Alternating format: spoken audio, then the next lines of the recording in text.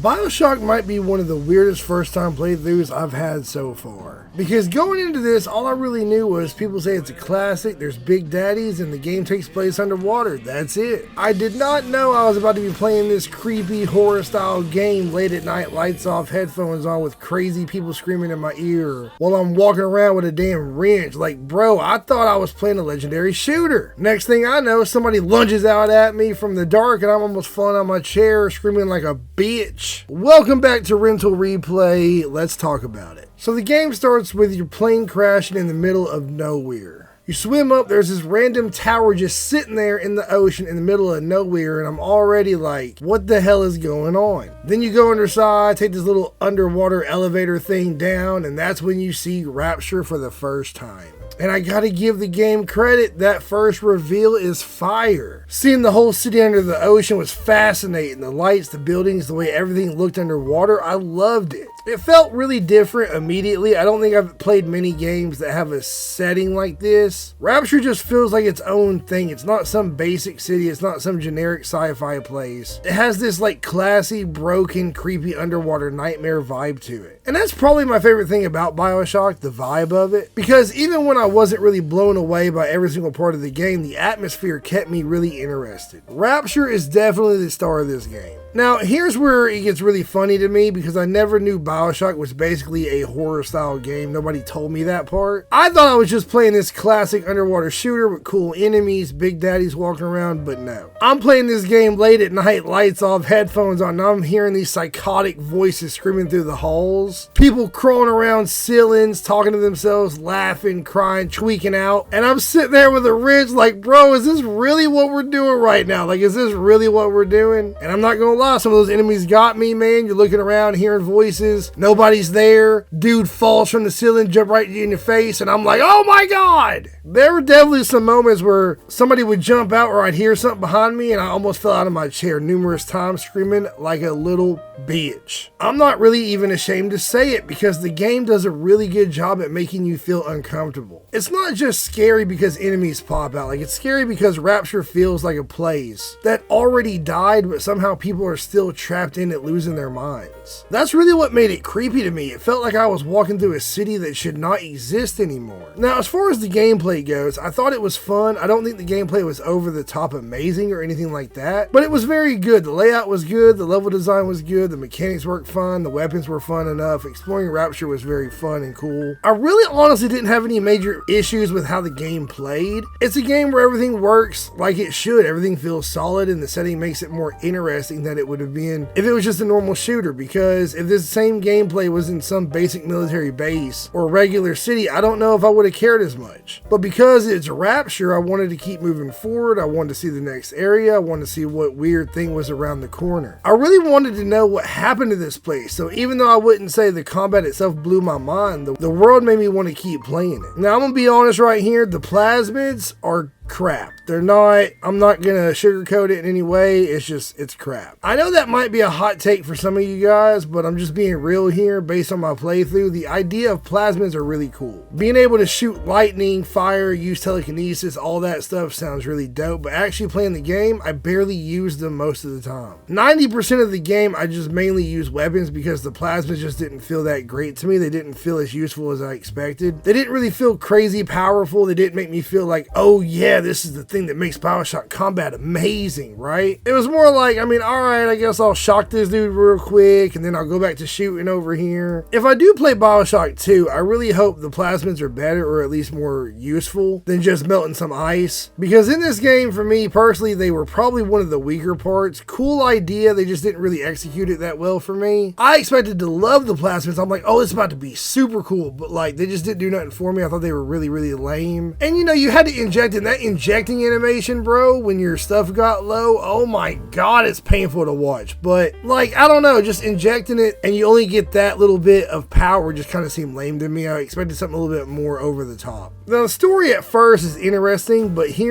there's not a whole lot to go on right away. You're in Rapture, everything's kind of messed up. This random guy Atlas starts talking to you and he's basically like, hey man, do this for the greater good. And I'm like, yeah, alright, sure. Andrew Ryan seemed like a douchebag early on, especially especially when he killed Atlas's family. So I'm thinking, Atlas is the good dude, Ryan's the bad guy, and we're just trying to take him down. Simple enough. And I actually liked Atlas. He seemed like a dope character. He's helping you out, guiding you through the city. The funny part is how polite he was. I loved when he would say, would you kindly blah, blah, blah. Like, would you kindly do this for me? Would you kindly go kill the son of a bitch? Would you kindly? Would you kindly get this? Would you kindly find that? Would you kindly find that? Would you kindly find? Would you kindly get this? Would you kindly head to Ryan's office and kill the son of a bitch?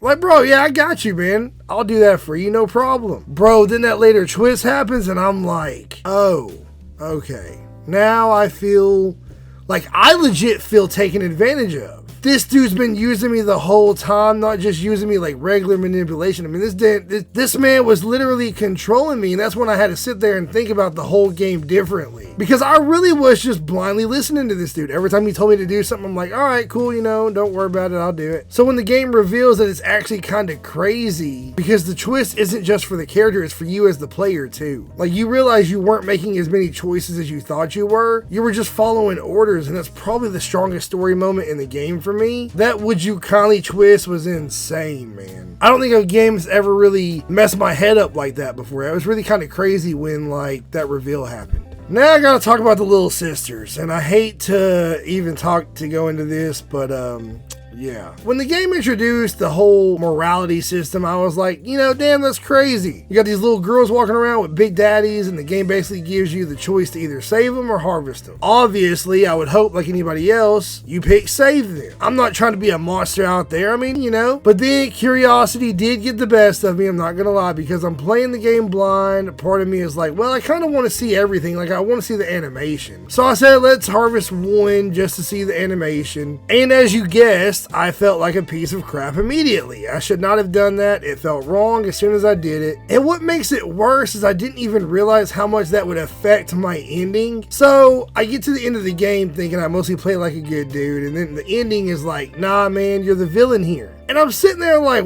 what? I harvested one little sister, now I'm taking over the world, bro? And that kind of hurt me, I'm not gonna lie. It kind of affected me, because that was my real legit blind playthrough ending. That's the ending I got. Not the good ending, but the bad one. And I know technically there's 3 different morality endings, but still caught me off guard. I was like, man, come on. I saved almost everybody, but nope. Now see, when I first got the ending, I was like, what kind of ending is this, right? Like, I didn't understand it at all. That's when I realized you got the bad ending, and I'm like, oh, okay, so there's like a good and a bad ending. I didn't really know. So that, once I seen that made way more sense to me. So I had to look up the good ending and all that stuff, because, you know. And BioShock straight up hurt me for it, because they said, you want to see that animation? Bet. Villain ending for you. And that kind of sucked, but honestly, it also made the playthrough way more memorable, because now I'm not just talking about the ending, right? I'm talking about the fact that I messed up, and I'm kind of pissed about it. But the endings in general are so crazy to me, because on one side, you get the good ending, right? Where the little sisters become like your family. You grow old, you die with them there by your side, and it's actually really emotional. And then on the other side, you power up, you take control, and basically become the monster trying to take over the world. Like, what the hell kind of difference is that? That's such a contrasting difference. And honestly, I'm still kind of lost for words on both endings, because the good ending is touching, but it also happens so fast. And the bad ending is crazy, but it also feels like, damn, that escalated really quick. So I don't know honestly how I feel, but I enjoyed the game, I enjoyed the story, I enjoyed the twist. By the time I watched the endings though, I was still sitting there just thinking, what did I just play? And I don't mean that in a bad way. I mean, BioShock is a very weird game to process after you finish it. So my final verdict on BioShock, this game was fun, it was interesting, it was super eerie and creepy, it had one of the most unique vibes I've seen in a video game. Rapture alone makes BioShock worth experiencing. I can absolutely see why this game gets high praise. I understand why people still talk about it, I understand why it's considered a classic series. But for me personally, I'd give it a 7 out of 10. Not bad at all, not underwhelming, but also not really amazing to the point where I'm sitting there saying it's one one of the greatest games I've ever played. I think it's a very solid, good game with a very unique setting, a great twist, a creepy atmosphere that carries a lot of experience. But I also think some parts are a little overhyped from back in the day. The plasmids didn't really hit for me. The gameplay was good, but not super insane. And the ending kind of left me more conflicted than blown away. But I'm glad I played it, because even with my issues, BioShock is definitely one of those games that feels different, and I totally respect that. There's a lot of games that are fun, but they just don't stick with you. BioShock definitely will stick with you. Even if I'm still sitting here thinking, what the hell did I just play, or what just happened?